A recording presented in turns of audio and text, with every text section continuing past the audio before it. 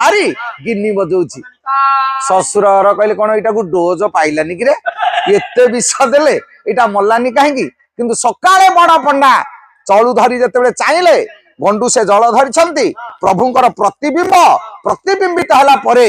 ତାପରେ ନୈବେଦ୍ୟ କରନ୍ତି କିନ୍ତୁ ହେଲାନି ଜଗନ୍ନାଥଙ୍କ ଚିତ୍ର ଯେତେବେଳେ ଦିଶିଲାନି ପ୍ରତିବିମ୍ବ ଆସିଲାନି ବଡ ପଣ୍ଡା କୁଶ ଶଯ୍ୟାରେ ଶୋଇଲେ କହିଲେ ପ୍ରଭୁ କଣ ଦୋଷ କରିଛି କାହିଁକି ତୁ ଦୃଶ୍ୟମାନ ହଉନୁ କହିଲେ କାଲି ରାତିରେ ରଘୁ ବିଷ ପିଠା ଦେଇଥିଲା ତ ଖାଇ ଦେଇଥିଲି ଟିକେ ନିଦ ହେଇଯାଇଥିଲା ଖାଇଲା ଆଜ୍ଞା ରଘୁର ଗୀତ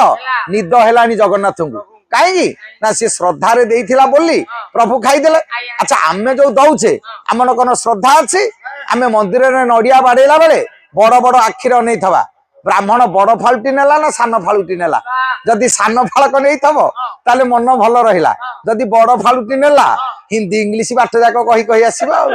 ଆଉ ତା ମନ ଭଲ ରହିବନି ତାହେଲେ ଆମେ କାହିଁକି ଏ କଥା କରୁଛେ ନା ଆମର ଶ୍ରଦ୍ଧା ନଥାଇ ଆମେ ସବୁ ଦଉ ତାହେଲେ ଯେତେବେଳେ ମଣିଷ ଶ୍ରଦ୍ଧା ବିଶ୍ୱାସ ଥାଇ ସତସଙ୍ଗ କରିବ ସାଧୁ ସଙ୍ଗ କରିବ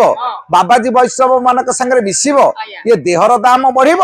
ମଣିଷ ଦିବ୍ୟ ଜ୍ଞାନୀ ହବ ଆଉ ଦୁର୍ଲଭ ଦେହ ହବ ଯଦି ବାବାଜୀ ସାଙ୍ଗରେ ମିଶିନି ଭଲ କଥା ଶିଖିନି